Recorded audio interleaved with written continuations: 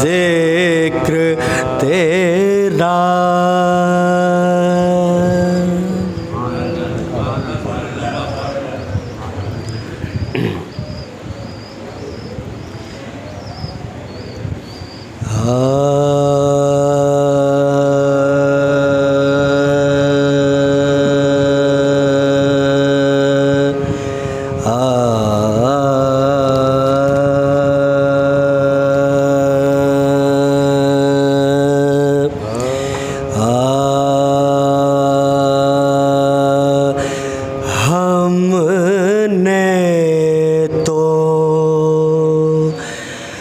ناد علی کا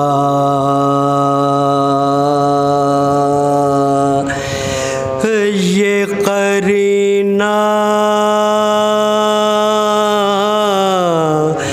دیکھا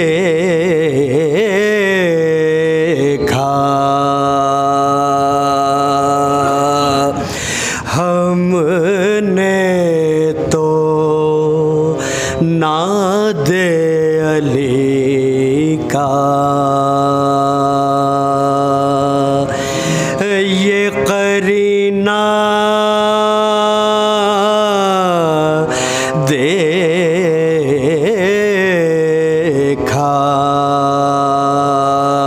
اور رقص کرتا ہوا خشکی میں سفینہ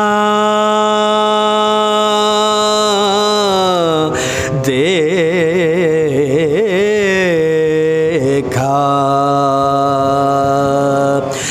جب کوئی مشکل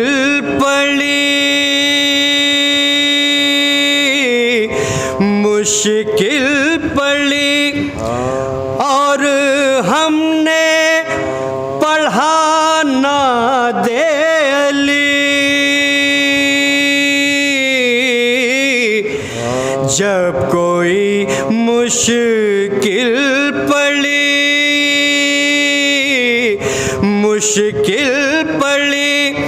اور ہم نے پڑھا ناد علی ہم نے مشکل کے بھی ماتھے پہ پسینہ دیکھا جب کوئی مشکل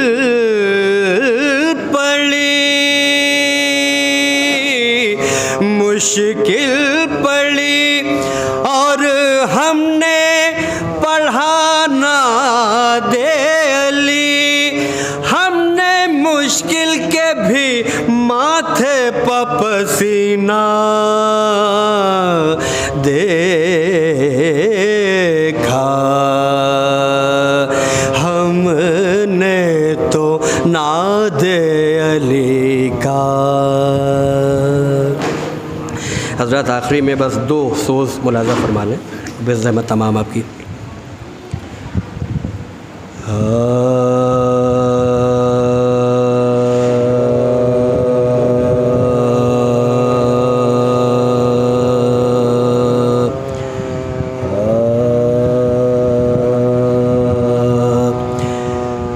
اکبر نے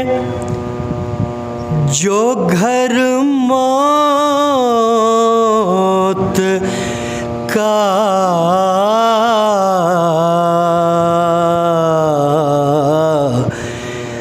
آباد کیا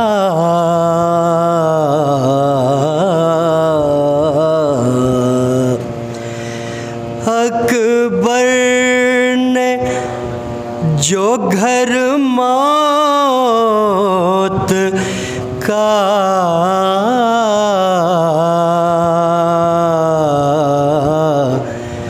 آباد کیا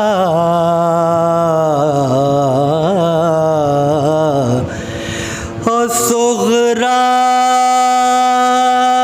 کو دم نزا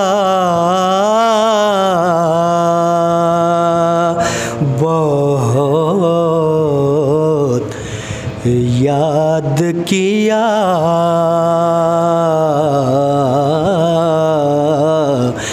صغرا کو دم نزا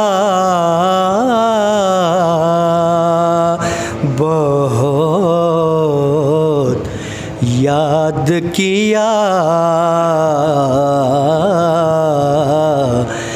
اور لاشے پہ جگر تھام کے یہ کہتے تھے حسین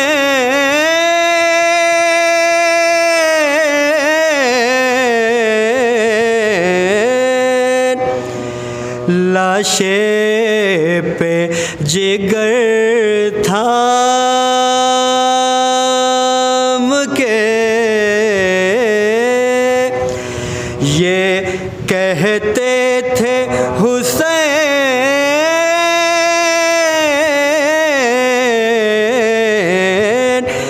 تم نے علی اکبر ہمیں برباد کیا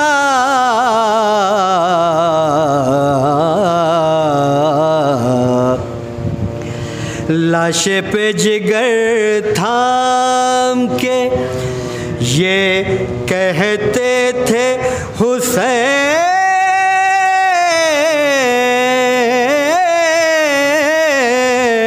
حسین تم نے علی اکبر ہمیں برباد کیا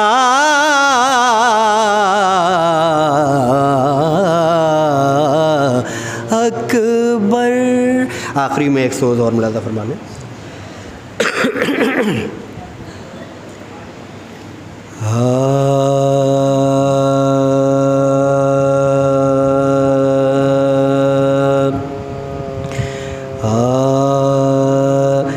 سکینہ قید ہو کر شام کے زندہ میں جب آئی سکینہ قید ہو کر شام کے زندہ میں جب آئی وہ بچی اس اندھیرے گھر کی تاریکی میں گھبرائی مقدر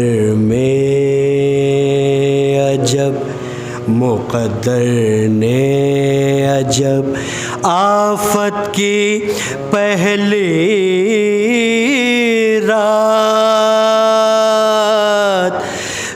دکھلائی زمیں تو فرش تھا سایہ فگن تھا چرخ مینائی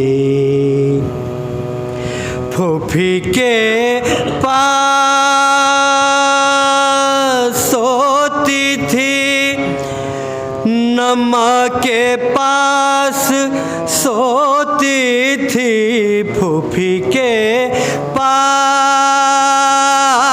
سوتی تھی نما کے پاس سوتی تھی اکیلے خانہ زندہ کے دروازے پر روتی تھی ادھر سے جو گزرتا تھا یہ کہتی تھی کہ سنتا جا ادھر سے جو گزرتا تھا یہ کہتی تھی کہ سنتا جا میں بے کس قید میں بیٹھی ہوں ایک پیغام ہے میرا اگر بابا ملے تجھ سے تو یہ کہیو قسم کھا کھا، ارے سکینہ پر مصیبت ہے خبر لو یا شہ والا، جو وہ تجھ سے کہیں ارے خیمے میں سوتا چھوڑ آیا ہوں، تو تو کہیو در زندہ پہ روتا چھوڑ آیا ہوں، سکینہ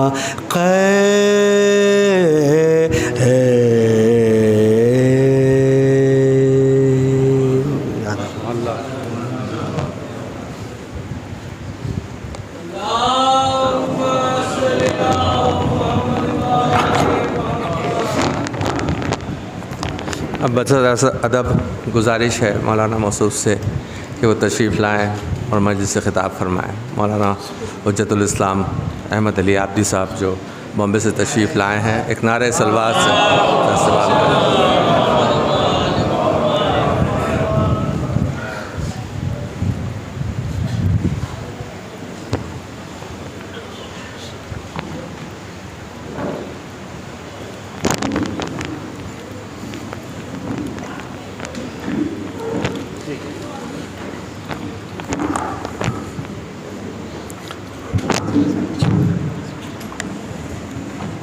فاتحہ۔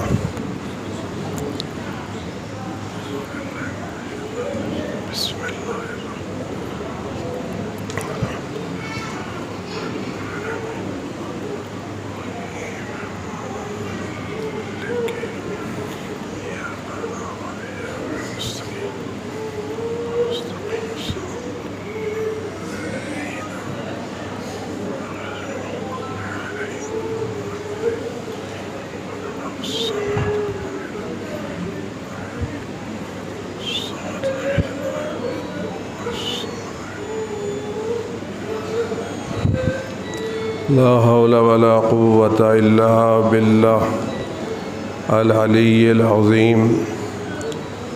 أعوذ بالله السميع العليم من الشيطان اللعين الرجيم، بسم الله الرحمن الرحيم، الحمد لله الواحد الأحد الفرد الصمد الذي لم يلد ولم يولد ولم يكن له كفوا أحد، والصلاة والسلام والتحية والإكرام على البشير النذير السراج المنير الطهر الطاهر الدر الفاخر العلم الظاهر المنصور المؤيد الرسول المسدد سيدنا ونبينا بالقاسم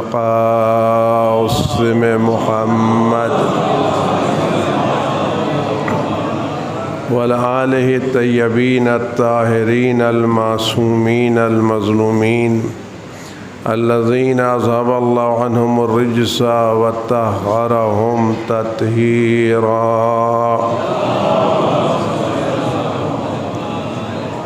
سيما على بقية الله في العالمين وخاتم أئمة المعصومين الكهف الحسين وغياث المستر المستكين ملجأ الهاربين وعصمة المعتصمين، أرواحنا وأرواح العالمين لتراه بمقدمه فداه، عجل الله تعالى فرجه الشريف، واللعنة الدائمة الباقية على أعدائهم وقتلتهم وغاصب حقوقهم والشاكين فيهم والمنحرفين عنهم أجمعين. أما بعد، فقد قال رسول الله صلى الله عليه وآله وسلم: الدنيا دار مجاز والآخرة دار قرار، خضوع لممرکم من ممرکم صلوات بھیجیے بر محمد و آل محمد۔ آپ حضرت گزارش ایک مرتبہ سورہ الحمد اور 3 مرتبہ سورہ ہمارے توحید فرمائے کہ مرحوم مغفورہ شہناز عباس ابن سید انصار حسین رضوی کے روح پر بسم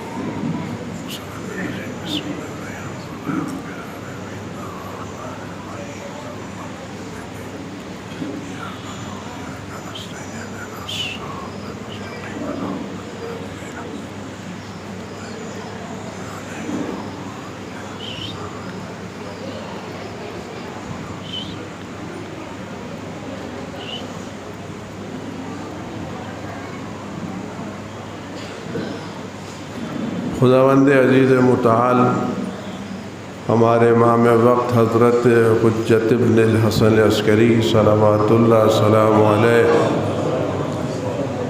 کہ ظہور پر نور میں تاجیل فرمائے، ہر آفت و بلا سے ان کو محفوظ رکھے، ہر طرح کے رنج و غم و علم کو ان کو وجود مقدس سے دور فرمائے، اور ان کے ظہور پر نور کے صدقے میں دنیا کو عدل انصاف سے پر فرمائے، ظلم و جور سے پاک فرمائے، اور غدینی پرچم دنیا کے سارے گوشوں میں لہرائے، ان کے چاہنے والے عزت دار بنے، دشمن ذلیل و خوار ہوں، اور ہم سب کو خدا ان کے دیدار کی سعادت نصیب فرمائے، اور ہم سب کو ان کے خدمت گزاروں میں شمار فرمائے، اور ان چند لمحات میں جو خدا بند عالم نے ذکر اہل بیت کی سعادت عطا کی ہے، ان کی بارگاہ میں 10 بدعائیں خدا توفیق دے کہ نفس امارہ اور شیطانی وسوسوں سے دور رہتے ہوئے کچھ ایسی باتیں اس گناہگار زبان پر جاری ہو سکیں جو خدا رسول کی خوشنودی کا سبب ہوں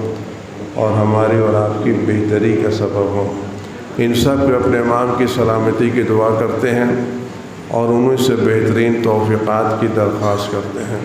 اعوذ باللہ من الشیطان الرجیم، بسم اللہ الرحمن الرحیم۔ اللہم کن لولیک الحجت ابن الحسن صلواتک علیہ وعلی آبائہ فی هذه الساعة وفی کل ساعة ولیا وحافظا وقائدا وناصرا ودلیلا وعینا حتی تسکنہ ارضک طوعا وتمتعہ فیہا طویلا۔ صلوات بھیجیے۔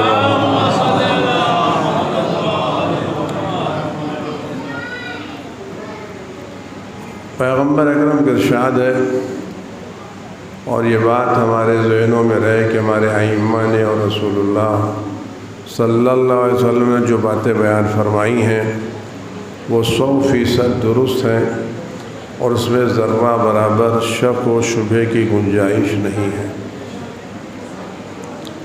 وہ باتیں ہیں جو حقیقت پر مبنی ہیں، اور ان کا تعلق ہماری اس زندگی سے بھی ہے اور ہماری آخرت کی زندگی سے بھی ہے۔ ہم ان باتوں کو نظر انداز نہیں کر سکتے اگر ہم ان پر ایمان رکھتے ہیں، ان کو اللہ کا رسول جانتے ہیں، ان کو اللہ کا نمائندہ جانتے ہیں، تو ان کی زبان مبارک سے نکلی ہوئی ایک ایک بات حق ہے، اور ہمیں ان باتوں پر پوری طرح سے توجہ دینا چاہیے۔ ذرا سے بھی کوتاہی کا نقصان ہمیں اس دنیا میں یا آخرت میں برداشت کرنا پڑے گا۔ آپ حضرت گزارش تھوڑا سا آگے آ جائیے تاکہ بعد میں آنے والوں کو تکلیف نہ ہو، لیکن صلوات جے محمد و آل محمد۔ ایک اور صلوات جے محمد۔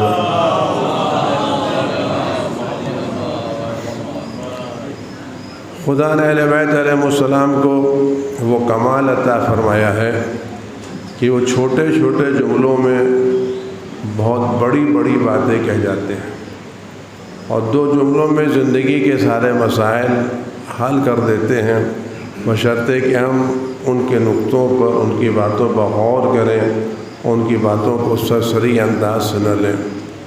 فرماتے ہیں پیغمبر اکرم، دیکھو دنیا گزرنے کی جگہ ہے اور آخرت رہنے کی جگہ ہے۔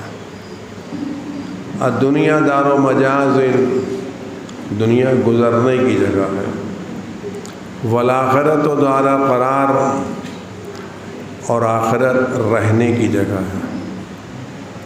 خذوا من ممرکم لممرکم، اپنے گزرنے کی جگہ سے سامان اکٹھا کرو اس جگہ کے لیے جہاں تمہیں جا کے رہنا ہے۔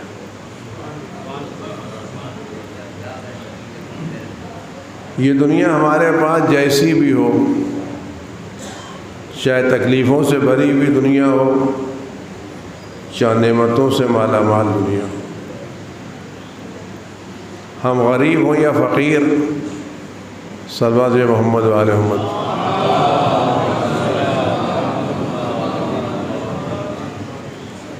ایک اور صلوات محمد۔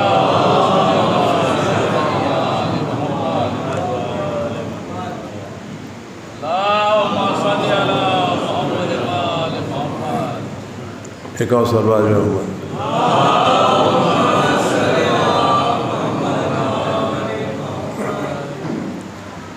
ہم بادشاہ ہوں یا فقیر، حاکم ہوں یا محکوم، شہر کے رہنے والے ہوں یا دیہات کے رہنے والے، کسی منزل پر ہوں، ہمیں بہرحال اس دنیا سے گزرنا ہے۔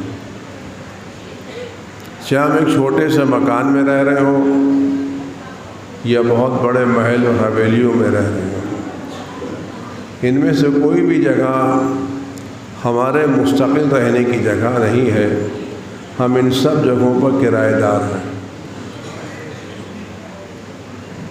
چاہے ہم نے چھوٹا سا گھر بنایا ہو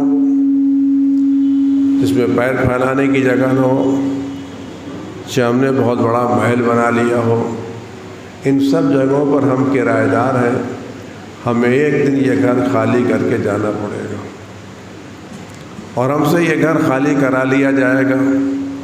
کوئی بھی ہمیں اس گھر میں ہمیشہ رہنے کو مجبور نہیں کر سکتا، لیکن ہمیں جہاں جانا ہے یہ وہ جگہ ہے جہاں ہمیں ہمیشہ رہنا ہے، اور یہاں سے کوئی ہم کو نکالنے والا نہیں ہے۔ لیکن اس جگہ کا مسئلہ یہ ہے کہ وہ جگہ پر جانے سے پہلے ہمیں وہ جگہ یہیں سے آباد کرنی ہے، اس کے سامان ہم کو یہیں سے فراہم کرنے ہیں، اور اس کے لیے چیزیں ہم کو یہیں سے بھیجنی ہے۔ اگر ہم نے اپنی زندگی میں اچھی چیزیں وہاں بھیج دیں تو وہاں جائیں گے تو ہمارے لیے پورا گھر آمادہ ملے گا اور ہم آرام کے ساتھ رہیں گے۔ لیکن اگر ہم نے یہاں سے وہاں کی چیزیں نہیں بھیجی تو وہاں ہم کو سختیوں میں گزارنا پڑے گا اور کوئی ہمیں ساتھ دینے والا نہیں ہوگا۔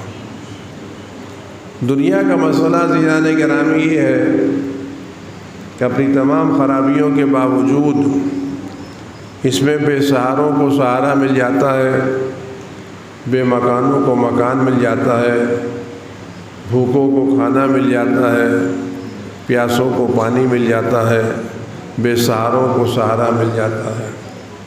کوئی نہ کوئی سہارا دے دیتا۔ آپ شہر لکھنؤ میں آئیں یا آپ کا کوئی مکان نہ ہو، کہ کہاں جا رہے ہو، کہ فلاں دوست کیا ٹھہریں گے، فلاں بھائی کیا ٹھہریں گے، فلاں رشتہ دار کیا ٹھہریں گے، اور اگر آپ کہیں اور ٹھہر جائیں تو لوگ رشتہ دار شکایت کرتے ہیں کہ ہم اجنبی تھے، ہمارے کیا کیوں نہیں آئے، تم کو ہمارے کیا آنا چاہیے، ہوٹل میں کیوں ٹھہرے۔ تو یہاں بہت سے لوگ ہیں جو ہم کو اپنے گھر میں ٹھہرا لیں گے، لیکن جہاں ہم کو جانا ہے جب تک خود ہمارے نام کی وہاں پر بکنگ نہ ہوگی اس وقت تک کوئی بھی ہم کو اپنے گھر میں ٹھہرائے گا نہیں، وہاں ہم کو انٹری نہیں ملے گی۔ ہم کو جنت میں اس وقت تک داخلہ ملے ہی گا نہیں جب تک ہمارے نام کا مکان پہلے سے وہاں موجود نہ ہوگا۔ اگر ہم نے یہاں رہتے ہوئے وہ مکان بنا لیا تو ہم اس مکان میں داخل ہو جائیں گے، لیکن اگر ہم نے وہاں مکان نہیں بنایا تو ہو سکتا ہے کہ ہماری اولاد جنت میں بڑے محل کے مالک ہو، ہمارے بھائی بہت بڑی جگہ کے مالک ہوں، ہماری زوجہ بہت بڑے حویلی کی مالک ہو، لیکن ہم کو اپنے گھر میں ٹھہرا نہیں سکتے، کوئی بھی ہم کو اپنے گھر میں ٹھہرا نہیں سکتا۔ گرچہ گھر بڑے بڑے ہوں گے، چھوٹے موٹے گھر نہیں ہوں گے، وہاں کے گھر جو معمولی گھر بھی ہوں گے ان کے بارے میں ملتا ہے، اتنے بڑے گھر ہوں گے جہاں تک آپ کی نگاہ جائے گی وہاں تک آپ کے گھر کی سرحدیں ہوں گی۔ 40 کمروں کے مکان، 80 کمروں کے مکان، 100 کمروں کے مکان، اور سارے مکان بالکل ویل فرنشڈ، سجے سجائے، ہر کمرے میں تخت بچھا ہوا، اس پر تختپوش بچھا ہوا، گو تکیہ لگے ہوئے، انواع اقسام کی نعمتیں موجود ہیں، خدمت گزار موجود ہیں، سب کچھ فری میں آپ کو ملے گا وہاں کے اوپر، کوئی ٹیکس نہیں دینا ہے، کچھ کرنا نہیں ہے، جو چیز چاہیں گے آپ کو مل جائے گی، جو کھانا چاہیں گے، جو پینا چاہیں گے، جو کچھ چاہیں گے سب مل جائے گا۔ اکیلے رہنے 80 کمروں کے مکان ہیں، لیکن ہم اس مکان میں کسی دوسرے کو ٹھہرا نہیں سکتے، کسی بے مکان کو سہارا نہیں دے سکتے، جب تک ہمارے نام کا مکان موجود نہ ہو۔ خداوند عالم نے دنیا کی زندگی دی ہی اس لیے ہے تاکہ ہم یہاں رہ کر کے وہاں اپنا مکان اپنے ہاتھوں سے بنا سکیں، اور اس مکان بنانے میں امیروں کا مسئلہ نہیں ہے۔ دنیا میں مکان وہ بناتے ہیں جن کے پاس پیسے ہوں، جائیداد ہو، دولت ہو، وہ مکان بنا سکتے ہیں، غریب مکان نہیں بنا سکتا۔ کہ کہاں سے مکان بنا، جو پیسے مل رہے ہیں اس سے ہمارا خرچہ ہی نہیں چل رہا ہے، تو ہم مکان کہاں سے بنائیں؟ کرائے دینے کے پیسے نہیں ہیں تو مکان کہاں سے بنائیں؟ صاحب وہ کیوں بنا رہے ہیں مکان؟ صاحب ان کے پاس پیسے ہیں، دولت ہے، بزنس ہے، تجارت ہے، عہدے پر فائدہ منا ہم کچھ نہیں۔ وہاں ایک غریب ترین آدمی بھی جنت میں بڑا محل بنا سکتا ہے، فقیر ترین آدمی بھی جنت میں بہت بڑا محل بنا سکتا ہے۔ اس کے لیے مکان کے پیسے کی ضرورت نہیں ہے، اس کے لیے ذکر الہی کی ضرورت ہے۔ پیغمبر اکرم حضرت محمد مصطفیٰ صلی اللہ علیہ وسلم فرماتے ہیں کہ ان الجنت قیان، جنت ایک خالی صحرا ہے، تسبیحات اربع اس صحرا کے درخت ہیں۔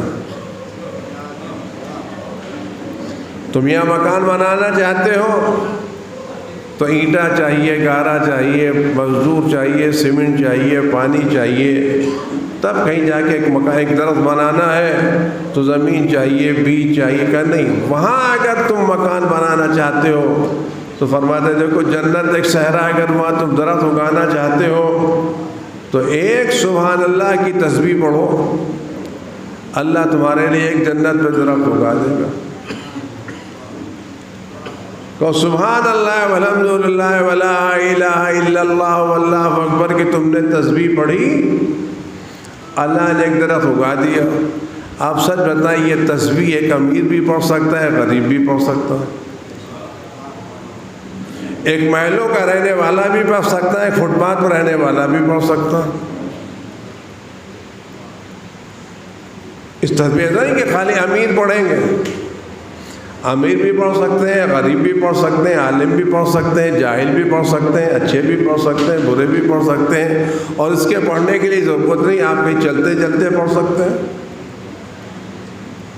ضرورت ہے کہ آپ قبلہ رخ ہو کر کے بیٹھے، راستے پہ چل رہے ہیں، سبحان اللہ والحمد للہ ولا الہ الا اللہ واللہ اکبر کی تسبیح پڑھ رہے ہیں، اور جنت پہ درخت اگ رہے ہیں، آپ جنت میں درخت اگ جائیں گے، اللہ تعالیٰ وہاں کے فرشتوں کو بھیجے گا، وہ آپ کے درختوں کی حفاظت بھی کریں گے، آپ کو عمدہ قسم کے باغ مل جائیں گے۔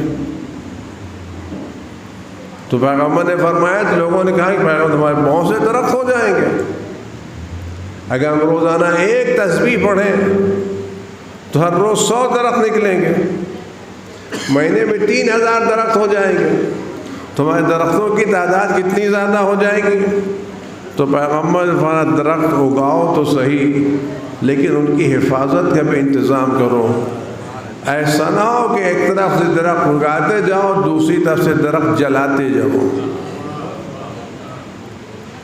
درخت اگا رہے ہو تو درخت کو بچا کے بھی رکھو۔ لوگوں نے پوچھا اللہ کے رسول وہ چیز کیا ہے جس سے درخت جل جاتے ہیں؟ فرمایا اگر تسبیح سے درخت اگتے ہیں تو گناہوں سے درخت جل بھی جاتے ہیں۔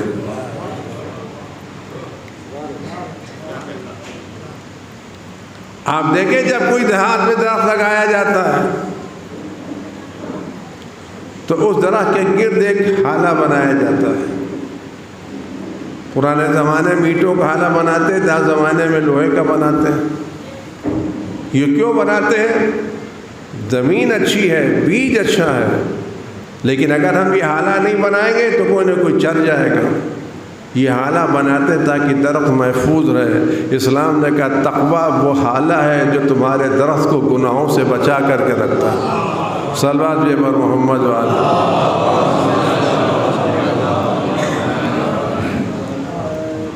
جہاں درخت لگا رہے ہو وہاں درختوں کو بچانے کی بھی کوشش کرو۔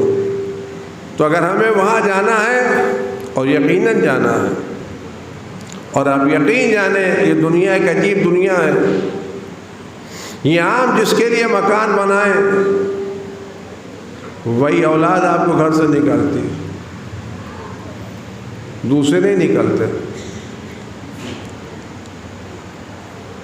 خدا نہ خواستہ گھر میں کسی کے والد کا انتقال ہو گیا ہے، جنازہ رکھا ہوا ہے، میت کیوں نہیں اٹھتی؟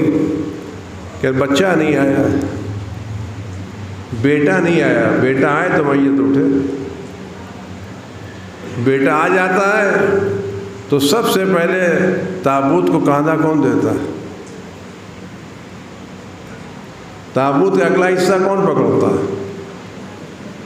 بیٹا ہی تو پکڑتا ہے، دوسرا تو نہیں پکڑتا نا۔ سب سے پہلے جو تابوت کا اگلا حصہ پکڑتا ہے وہ بیٹا ہی پکڑتا ہے۔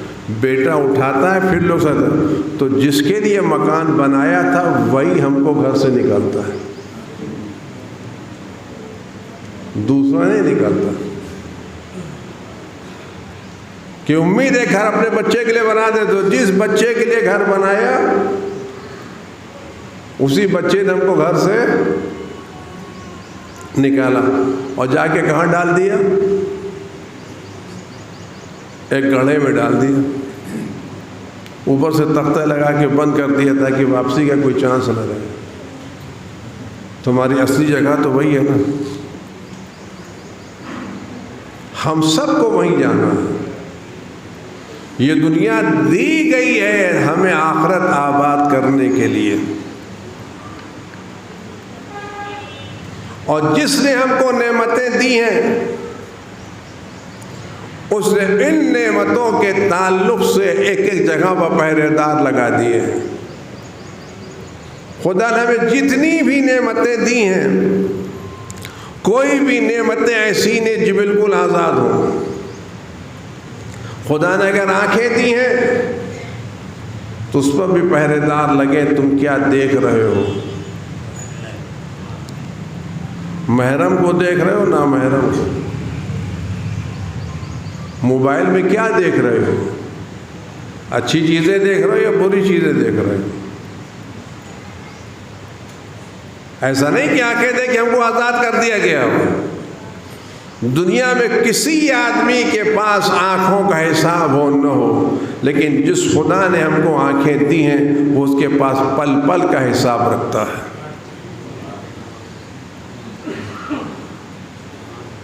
پل پل کا حساب رکھتا ہے۔ تم نے ان آنکھوں سے کیا دیکھا ہے؟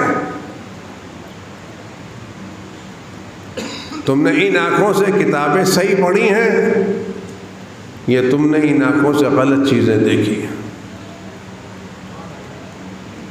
کیا دیکھو، اگر تم نے ان آنکھوں سے ایک طرف سے گناہیں کی ہیں، صلوات محمد والے محمد،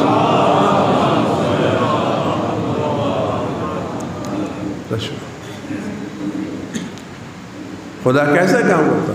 اگر تم نے ایک طرف ان آنکھوں سے گناہیں کی ہیں تو ہم نے ان گناہوں کے صاف کرنے کا انتظار رکھا ہے. اگر آنکھوں سے گناہیں کر رہے ہو تو فضائل اہل بیت کی حدیثیں پڑھو. تو جتنی دیر تک تم اپنی آنکھوں سے فضائل کی حدیثیں پڑھتے رہو گے تمہاری آنکھوں کی گناہیں صاف ہوتی رہیں گی.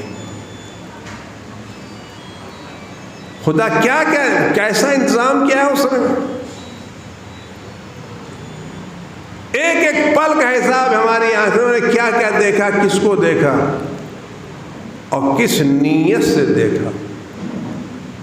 ہم نے نظر اٹھا کر کے محبت سے دیکھا, تمسخر سے دیکھا, مذاق اڑانے کے لیے دیکھا, اشاروں سے دیکھا, کس نیت سے دیکھا. ایک ایک چیز کا ویڈیو موجود ہے. ہم آزاد نہیں ہیں.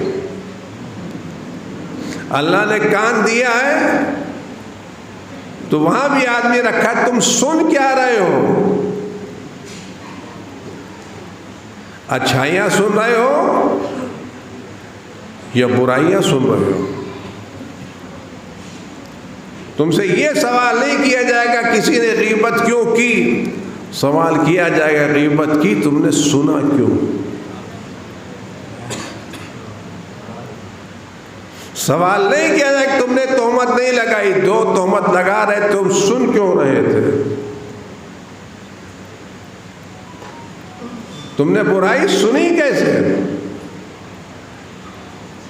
اچھائیاں سنو. تو کان دیے ایسا نہیں کہ آزاد کر دیا. دنیا میں کسی کے پاس اس کا حساب نہیں ہے کہ ہم نے دنیا میں سال بھر میں زندگی میں کیا کیا سنا, کسی کے پاس حساب نہیں ہے. لیکن جس خدا نے کان دیا ہے اس نے ایک ایک لمحے کا حساب رکھا ہے اور ایسی کتاب میں حساب رکھا ہے جہاں کوئی آدمی اس کو مٹا نہیں سکتا.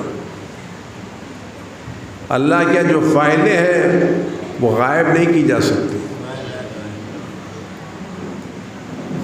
ان فائلوں میں آگ نہیں لگائی جا سکتی کہ جب آفس میں آگ لگا دی گئی ساری فائلیں ختم ہو گئیں, کوئی ریکارڈ موجود نہیں ہے. خدا کا ایک ایک پل کا حساب ہے. ہم نے کان سے کیا کیا سنا ہے. اگر ہم آگے اگر زبان ہم کو دی ہے تو اس پہ حساب بھی رکھا ہے کہ قرآن میں تمہارا جو لفظ زبان سے نکلتا ہے اس پر ہم نے پہرے دار بٹھا دیے. پہرے دار بٹھا دیے کہ زبان سے کیا کہہ رہے ہو. بظاہر یہ پہرے دار نظر آ رہے ہو نہ آ رہے, لیکن خدا کے پہرے دار موجود ہیں. آیا اس زبان سے کسی کی آبرو لے رہے ہو یا کسی کی آبرو بچا رہے ہو؟ یہ ایک زبان کے بارے روایتوں ملتا ہے جب صبح ہوتی ہے تو سارے اعضاء اس زبان کے سامنے ہاتھ جوڑ کے کھڑے ہوتے ہیں, پلیز آج مجھے مصیبتوں سے بچا لینا. اگر آپ دیکھیں تو یہ زبان آج کل کے لیڈروں کی طرح ہے.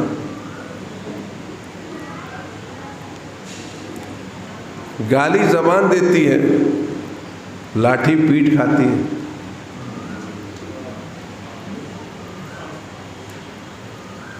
لڑائی زبان کرتی ہے, تماچا گال پہ لگتا ہے.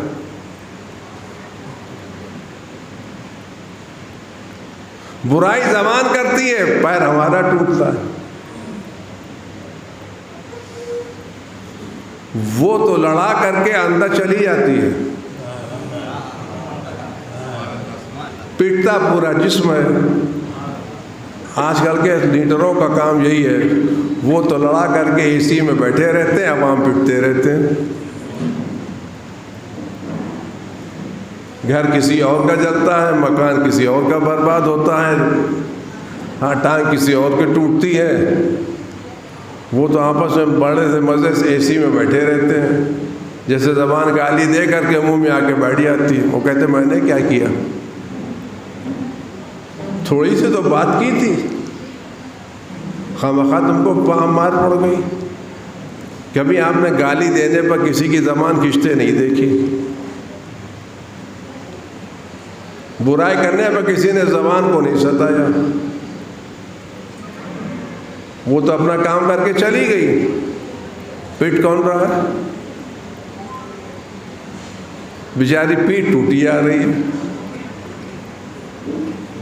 سر پر پتھر پڑ رہے ہیں، پنڈلی پر ڈنڈے پڑ رہے ہیں۔ تو خدا نے ایک ایک حساب کر رکھا ہے، جو بھی چیز ہمارے پاس خدا نے دی ہے، قرآن کہتا ہے فَمَن يَعْمَلْ مِثْقَالَ ذَرَّةٍ خَيْرًا يَرَهُ وَمَن يَعْمَلْ مِثْقَالَ ذَرَّةٍ شَرًّا يَرَهُ۔ جس نے ذرہ برابر نیکی کی ہوگی وہ اس نیکی کو دیکھے گا، اور جس نے ذرہ برابر گناہ کی ہوگی، برا کام کیا ہوگا، وہ بھی اس کو دیکھے گا۔ اگر آپ ذرات کے بارے میں دیکھیں تو آج صبح ہوتی ہے، آپ کے گھر کی کھڑکی سے سورج کی شعاعیں آپ کے کمرے میں آتی ہیں، ایک شعاع کی لکیر ہے جو آپ کے کمروں میں پڑتی ہے، جب آپ ان لکیر کو دیکھیں تو لکیر میں باریک باریک ذرات اڑتے نظر آتے ہیں۔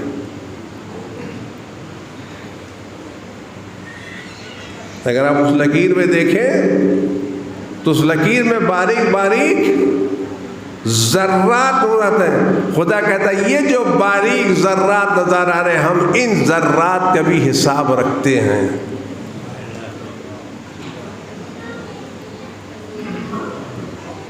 ہم ان باریک باریک ذرات کا حساب رکھتے ہیں، اور ایسا حساب رکھتے ہیں کہ یہ ذرہ ہوا میں نہیں، بہت بڑے لق و دق صحرا میں موجود ہو، ہم وہاں سے بھی ذرے کو لے کر کے آئیں گے۔ خدا نے کیوں رکھا ہے؟ اس لیے رکھا ہے تاکہ ہم اپنی آخرت آباد کر سکیں۔ ہم تھوڑا سا احتیاط کریں تاکہ کل ہماری آخرت آباد ہو سکے۔ ہم کو جانا وہاں ہے، یہاں ہم رہ کے کیا کریں گے؟ آپ دیکھیں جن لوگوں کو آخرت کا یقین ہوتا ہے وہ دنیا کیسی بسر کرتے ہیں۔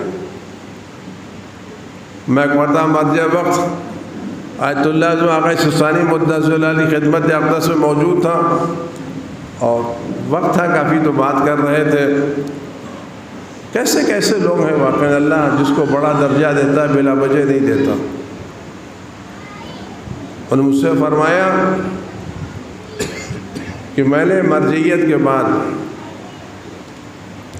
اپنی زندگی میں اپنے لیے یا اپنے بچوں کے لیے ایک باجی زمین نہیں خریدی۔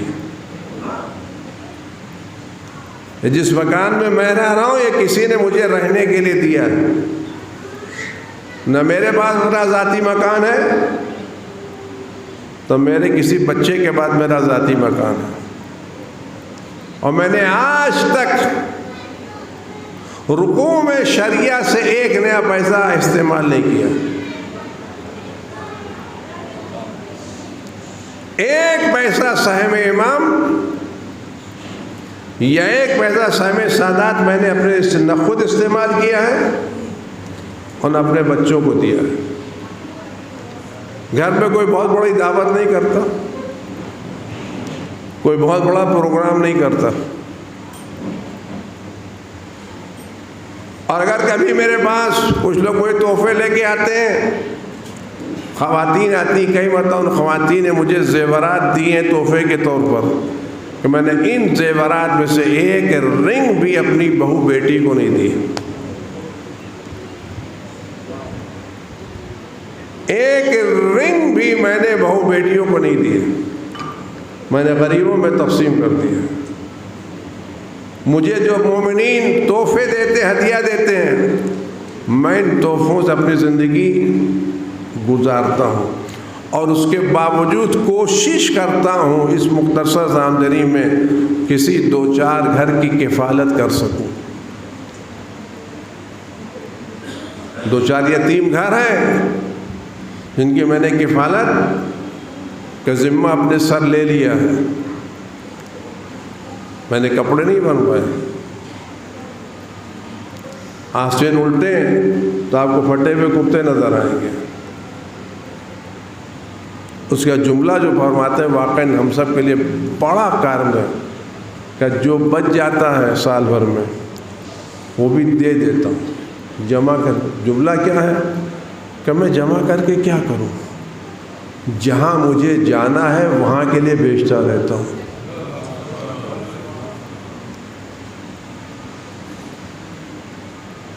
جہاں مجھے جانا ہے میں وہاں کے لیے بھیجتا رہتا ہوں.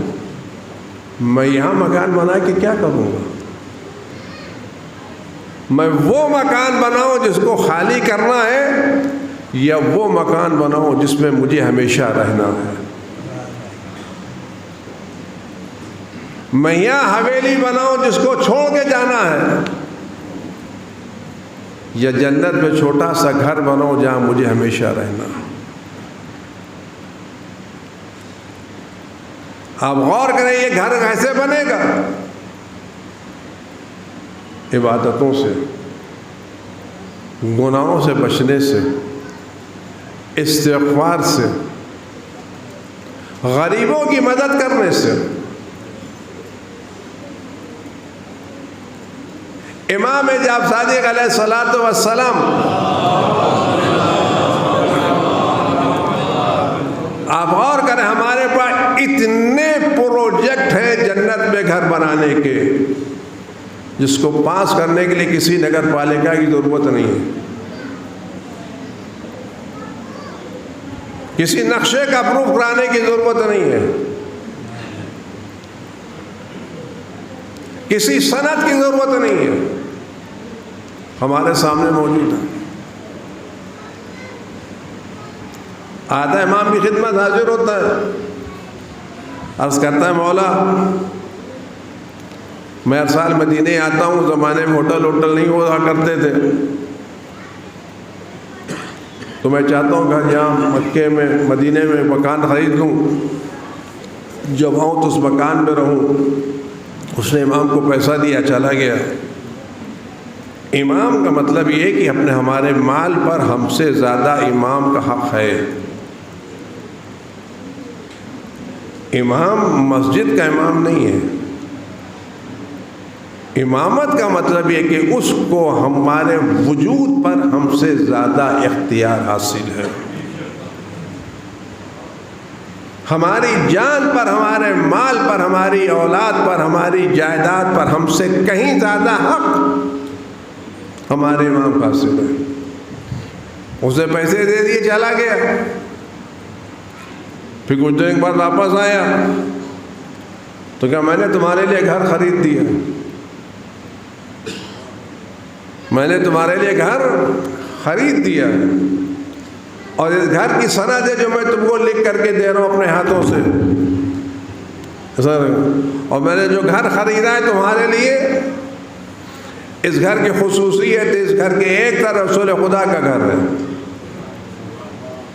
ایک طرف علی مرتضیٰ کا گھر ہے، ایک طرف جناب زہرا کا گھر، ایک طرف امام حسن کا گھر ہے. میں نے پنجتن کی کالونی میں تمہارے لیے مکان خریدا. میں نے تمہارے لیے پنجتن کی کالونی میں مکان خریدا اور لکھ کے دے رہا ہوں. تو خوش ہو گیا، مولا یہ مکان آپ نے کہاں خریدا؟ کہ میں نے یہ سوچا تم سال میں 2-3 دن کے لیے آتے ہو، کہہ رہے لوگے اس مدینے میں جناب زہرا کے کچھ بچے تھے، کچھ فرزند تھے جن کے پاس گھر نہیں تھا.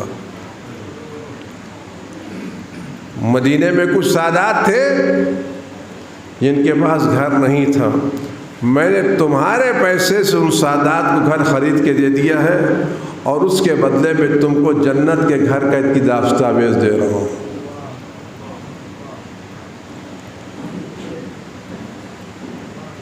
میں نے یہاں غریبوں کو گھر خرید کے دیا ہے، اس کے مقابلے میں یہ تم کو دستاویز رجسٹری دے رہا ہوں اس کو اپنے پاس رکھنا. کہتے جب اس شخص کے انتقال کا وقت آیا, احتضار کا وقت آیا, تو کہنے لگا میں جنت میں دنیا سے جانے سے پہلے جنت میں اپنا گھر دیکھ رہا ہوں.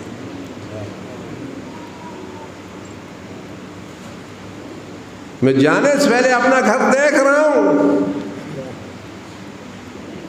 یہ غربا, یہ اللہ کے وہ بینک ہیں جو ہمارے زمین پر چل پھر رہے ہیں. ہم سے کہتے ہیں کوئی ہے ڈپازٹ کرنے والا؟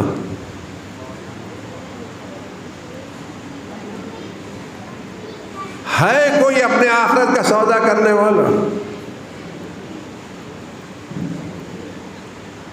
جن کے پاس مکان نہیں, گھر نہیں, اسکول کی پڑھائی کے پیسے نہیں, بیماری علاج کے پیسے نہیں, یہ وہ اللہ کے بینک ہیں جو موبائل بینک ہیں جو ہمارے سامنے گھوم رہے ہیں کہ ہے کوئی اپنا اکاؤنٹ جمع کرنے والا. اور وہ اکاؤنٹ جو اللہ رکھے گا. امام زین العابدین صلوات اللہ سلام علیہ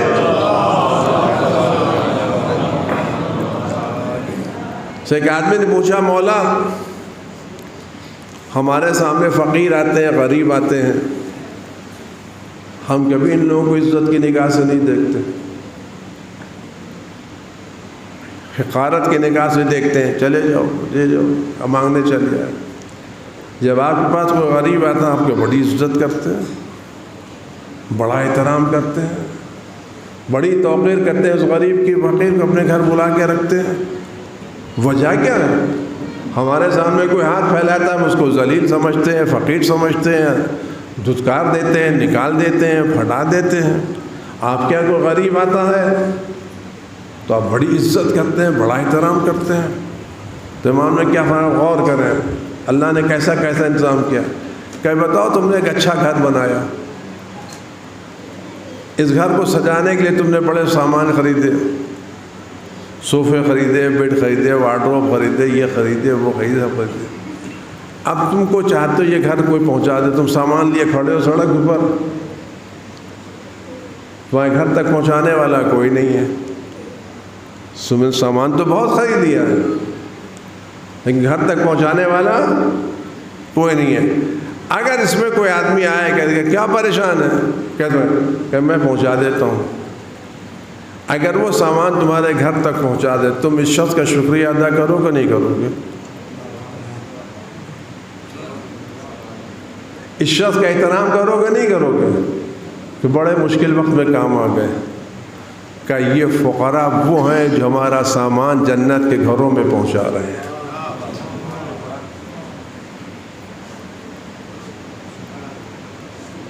یہ اللہ کے انتظام کر رکھا ہے. یہ وہ چیزیں آج ہمارے آخرت کو آباد کر سکتی ہیں. اور خدا بند واقعی اتنا کریم ہے کہ اگر تمہارے پاس پیسے نہیں ہیں,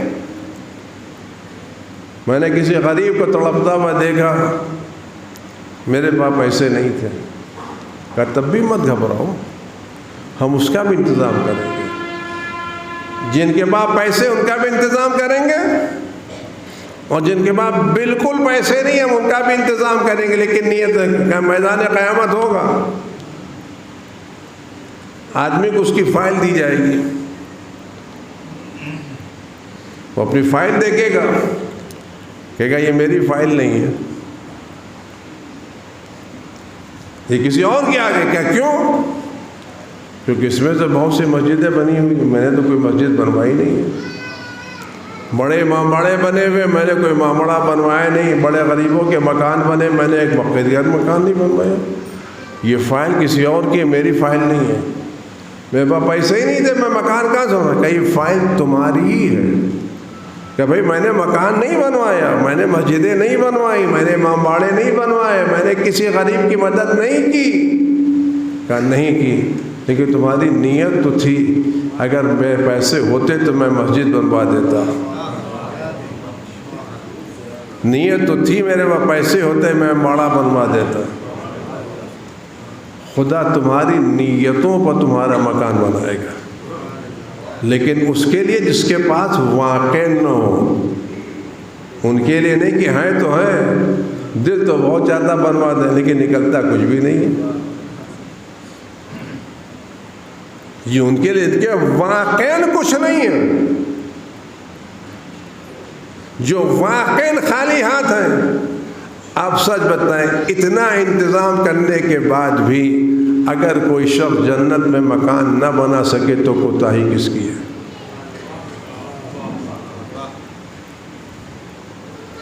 ان چیزوں کے بعد بھی ہم اپنی آخرت کا انتظام نہ کر سکے تو کوتاہی کس کی ہے؟ اس میں نہ جگہ کی ضرورت ہے نہ کسی چیز. آپ ہر جگہ بیٹھ کر اپنے مکانات بنا سکتے ہیں، ہر جگہ بیٹھ کر کے اپنی آخرت آباد کر سکتے ہیں. اور اس کے بعد ضرورت نہیں کہ آدمی یہاں مکان بنائے تو کئی برس لگتے ہیں. کب تک نہیں بنایا ہے تو ابھی بنا لو.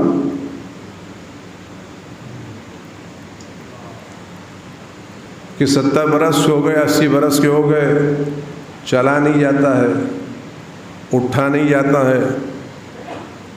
عمر گزری تو عشق بطام مومن آخری وقت میں کیا خاک مسلمان ہو گئے کہ نہیں؟ آخر وقت میں بھی مسلمان ہونے کے چانسز ہیں.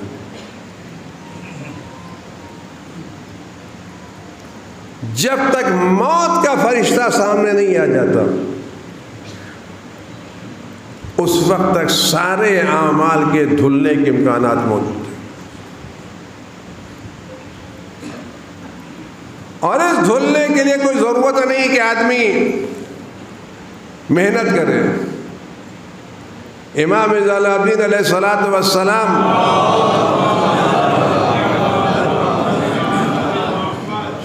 دعائے سحر ارشاد فرماتے ہیں وَأَنَّ الرَّاحِلَ إِلَيْهِ قَرِيبُ الْمَسَافَةِ. اگر کوئی آدمی راستہ جا رہا ہے اور اسے صحیح جگہ پر ٹرن نہیں لیا کہ آپ کتنی دور پر جانا پڑے گا کہ 5-10 کلومیٹر کے بعد ٹرن ہے تو آئیں گے، وہاں سے نہیں جا سکتا. اسلام ایسا نہیں ہے. تم نے 80 سال غلط راستے پر گزارا ہے، واپس آنا جاؤ تو پل جھپکتے سے پہلے واپس آ سکتے ہیں. واپس آنے کے لیے 80 سال واپس آنے کی ضرورت نہیں ہے. 80 سال غلط راستے پہ گزارے ہیں،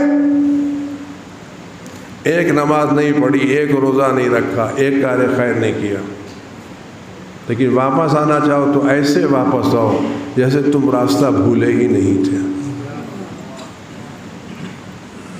اور اس آنے کے لیے نہ ایفیڈیوٹ کی ضرورت ہے، نہ کسی تصویر کی ضرورت ہے، نہ کسی موبائل کی ضرورت ہے. دل سے کہو پروردگار میں غلط راستے پر چلا گیا تھا، تیری بارگاہ میں واپس آنا چاہتا ہوں. اکیلے میں بیٹھ جاؤ.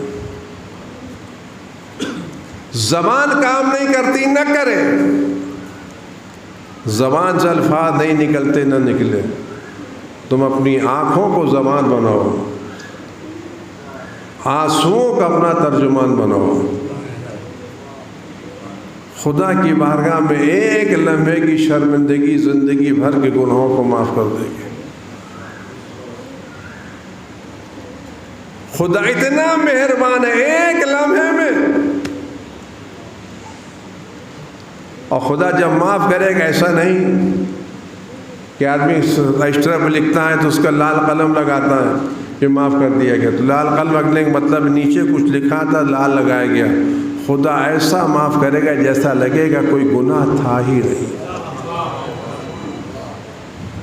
کانی لا ذنب لی، ایسا ہے جیسے کوئی گناہ تھا ہی نہیں. فرشتے بھی نہیں دیکھ پائیں گے، ملک بھی نہیں دیکھ پائیں گے. ایک لمحہ. نہ عربی کی ضرورت ہے، نہ اردو کی ضرورت ہے، نہ کسی تحریر کی ضرورت ہے، نہ کسی سفارش کی ضرورت. کچھ نہیں. مصلی پہ پروردگار میں نے غلط کیا، میں نے اشتباہ کیا، میں تیرے غلط راستے پہ چل گیا تھا، میں نے اشتباہ کیا پروردگار مجھے نہیں کرنا چاہیے تھا، پروردگار میں تیری بارگاہ میں آ رہا ہوں، میں شرمندہ ہوں، میں سے اشتباہ ہو گیا، میں نے غلط کیا، مجھے نہیں کرنا چاہیے تھا، کیا میری توبہ قبول ہو سکتی ہے؟ خدا یہ نہیں کہے گا اتنے دن تو میرے دروازے سے باہر تھے، خدا فرشتوں سے دیکھ میرا بندہ واپس آ گیا، دیکھ میرا بندہ میرے دروازے پر واپس آ گیا، تم اس سے پوچھنا نہیں۔ خدا کتنا مہربان ہے، لیکن موقع تو ملنا چاہیے۔ آپ غور کریں، خدا نے ہمارے قدم قدم پر راستے بٹھا دیے۔ عربی نہیں آتی، اردو نہیں آتی، کچھ نہیں آتا، گونگے ہیں، دل تو ہے نا۔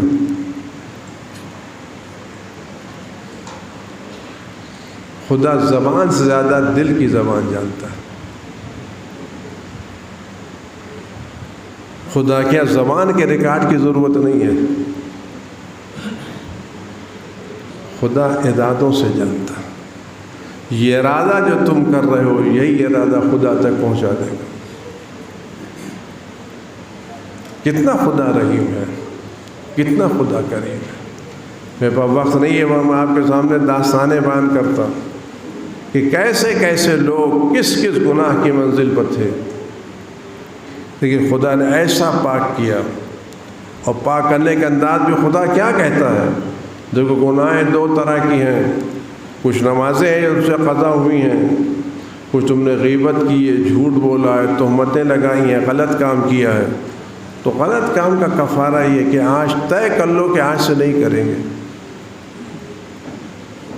80 سال غیبت کی، 50 سال جھوٹ بولا، 90 سال تہمتیں لگائیں،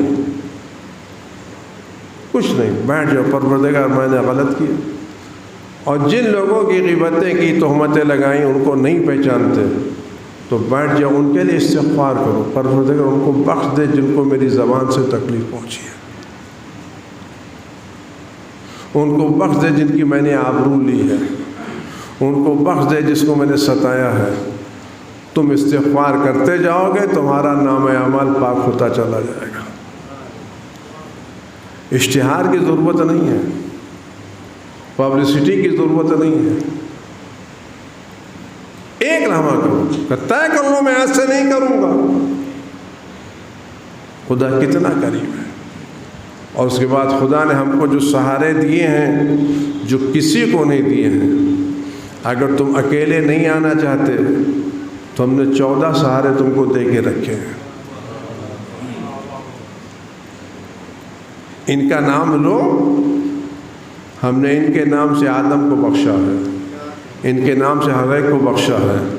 جب تم ان کا نام لے کے آؤ گے تو ہم ان کی آبرو کی خاطر تم کو خالی ہاتھ واپس نہیں کریں گے۔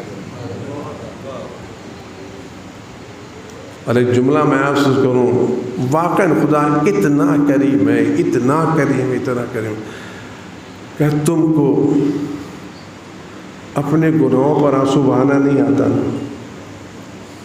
نہیں بہاؤ، نہ بہاؤ۔ حسین کے غم میں آنسو بہا سکتے ہو نا،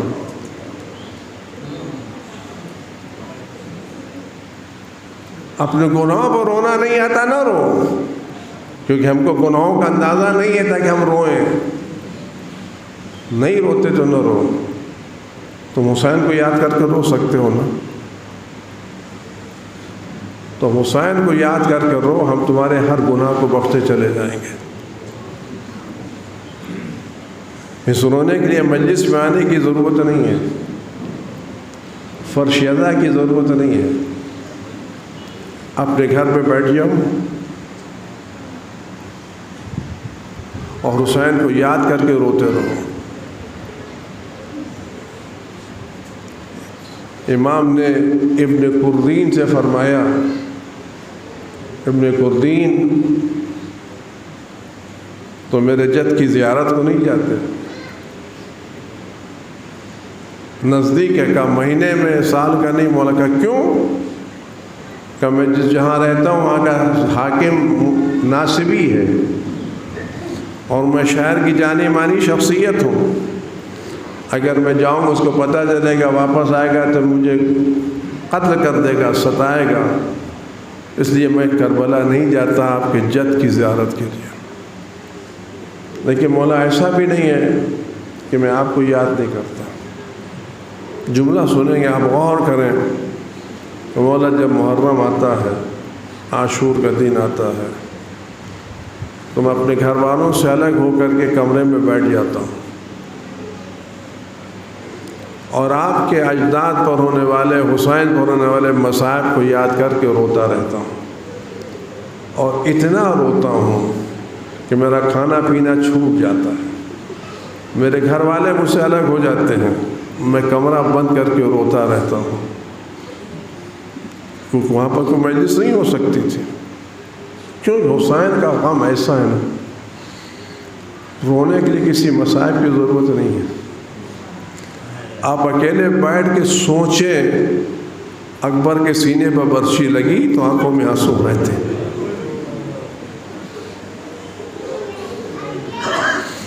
آپ کبھی سوچیں جب برچھی لگی ہوگی تو جوان کیسے کیسے تڑپا ہوگا. آپ خالی سوچیں کہ عباس کے بازو کٹے تو آپ کی آنکھوں میں آنسو آ جائیں گے. حسین کے مصائب کے لیے رونے کی مصائب کی ضرورت نہیں ہے. آدمی مومن تصور کرے تو آنکھوں سے ایسے آنسو بہتے جیسے دریا بہے گا. آپ والے خالی سوچیں اکیلے میں بیٹھ کر کے, ایک غیرت دار, ایک شریف جس نے آج تک کسی کے سامنے ہاتھ نہ پھیلایا اور جس کے گھر سے کوئی سائل واپس نہ گیا ہو, وہ آج ایک چھوٹے سے بچے کو ہاتھوں پر لیے کھڑا ہو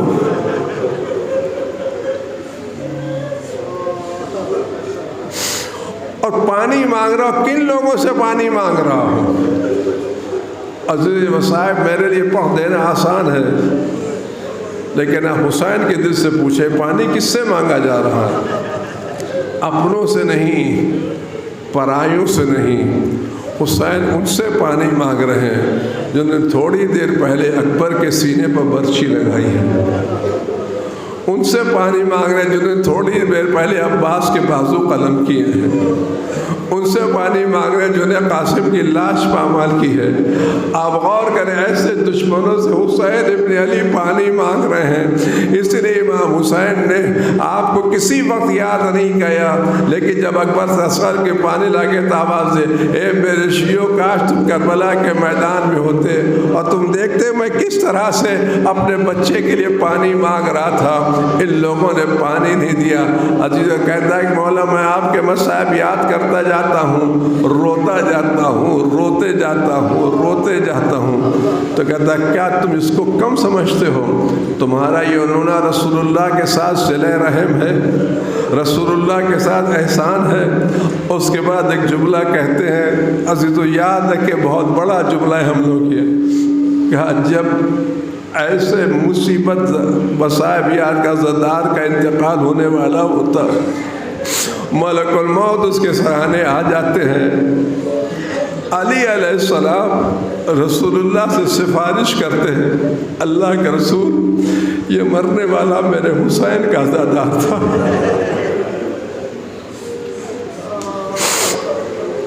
یہ مرنے والا میرے حسین کا زادار تھا, رونے والا تھا, میرے حسین کے مصائب یاد کر کے یاد روتا تھا. کہتے جیسی مولا فرمائیں گے رسول اللہ ملک الموت سے, ملک الموت یہ میرے حسین کا زادار ہے, اس کے ساتھ اچھائی کا برتاؤ کرنا, اس کے ساتھ سختی کا برتاؤ نہ کرنا. ملک الموت عرض کریں گے اللہ کے رسول میں اس کے حق میں ایک ماں سے بہتر پیش آؤں گا, آپ یقین رکھیں میں اس کو کوئی تکلیف نہیں پہنچاؤں گا. عزیز و غور کرے کتنا انتظام اللہ تعالیٰ نے کر دیا ہے, کیسے امکانات ہمارے لیے فراہم کر دی ہیں. اگر ہم چاہیں تو ایک ایک لمحے میں اپنے سارے اعمال دھو کر کے جنت کا راستہ طے کر سکتے ہیں، لیکن ذرا بچا کے رکھیں کہاں گناہوں سے۔ اب جملہ تمام کر کے بات تمام کر رہا ہوں کہ ساری زندگی گناہ ایک طرف، بخشنے کے لیے عمر کی ضرورت نہیں ہے، ایک لمحے میں ساری گناہیں بخش دیں گے۔ عزاداروں، حر جب حسین کے پاس آیا ہے تو ہاتھوں کو باندھ کر کے آیا، سر کو جھکا کر کے آیا، اور ایک جملہ کا فرزند رسول کیا میری توبہ قبول ہو سکتی ہے؟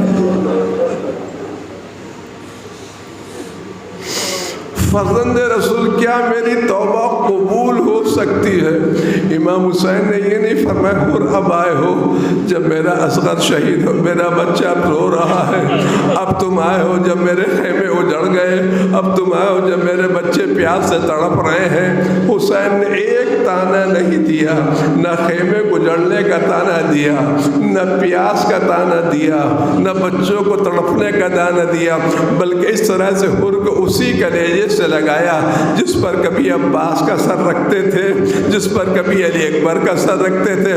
کہتے حر تم ایسے وقت آئے ہو کہ ہم تمہارے کوئی مہمان ہی نہیں کر سکتے۔ حسین نے حر کو رخصت کیا۔ عزاداروں، میں جملہ کہہ کے بعد دھیرے دھیرے تمام کر رہا ہوں، میں جملہ کہہ کے بعد تمام کر رہا ہوں۔ عزاداروں، بات تمام ہو گئی ہے، لیکن میں مصائب کی منزل میں سب کے مصائب الگ ہیں، لیکن حسین کسی لاوارث کا نام نہیں ہے۔ حسین کا بیٹا موجود ہے، فرش عزا والا موجود ہے، صاحب فرش عزا موجود ہے۔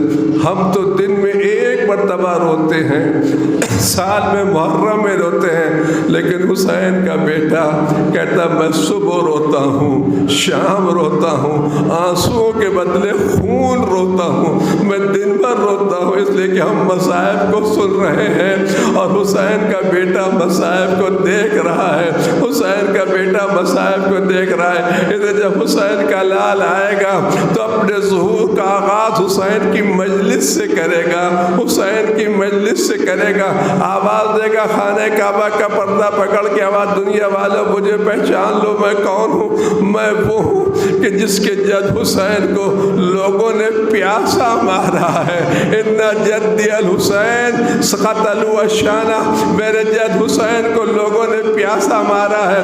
اس کا دوسرا جملہ کہے گا میرے دنیا والوں پہچان لو، ان جدی الحسین صلبوا ریانہ، میرے جد حسین کے مرنے کے بعد لوگوں نے ان کے بدن سے لباس اتار لیا۔ عزادار آپ غور کریں گے، سڑک پر کسی کا حادثہ بھی ہو جاتا ہے تو اس کی میت بھی ہے کوئی نہ کوئی آگے چادر ڈال دیتا ہے، جن کی شان میں چادریں تطہیر آئی تھی آج اس حسین کا لاشا کربلا کے میدان میں پڑا ہوا ہے جس پر کوئی کفن موجود نہیں۔ اور آخری جملہ عرض کروں، آواز دیں گے جدی الحسین ساقو ذرا میرے جد کے لاشے کو لوگوں نے پامال کیا۔ یہ جملہ بڑا دردناک جملہ ہے۔ آپ سڑک پر جاتے ہیں، اگر کوئی جانور بھی مرا ہوا پڑا ہوتا ہے تو کوئی جانور پر گاڑی نہیں چلاتا، وہ کنارے سے گاڑی لے کے جاتا ہے، کوئی نہ ہو عزاداروں لوگ جانور کی لاش کو پامالے کرتے۔ کربلا کے میدان حسین کا لاشا بیچ میں رکھا ہوا تھا، ادھر کے گھوڑے ادھر، ادھر کے گھوڑے ادھر، اور زینب یہ منظر دیکھ رہی تھی، ارے میرے کوئی بھائی کا بچانے والا نہیں ہے۔ حسین کا لاشا پامال ہو رہا تھا اور زینب کھڑی ہوئی دیکھ رہی تھی۔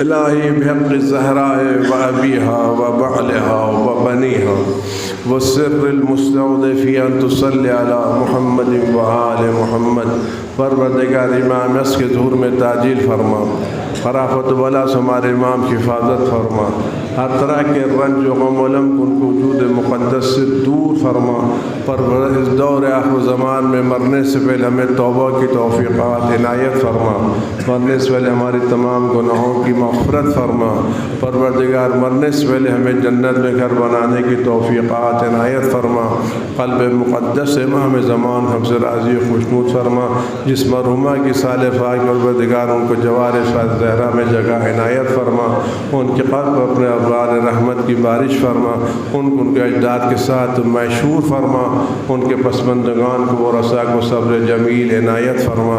आप बज़ा गुज़ारिश एक मरतबा सूरह अलहम और 3 मरतबा सूरह कुल तला फरमा के मरहूम मक़बूरा शहनाज अब्बास इब्न अंसार हुसैन रिज़वी के सवाल फरमा दें।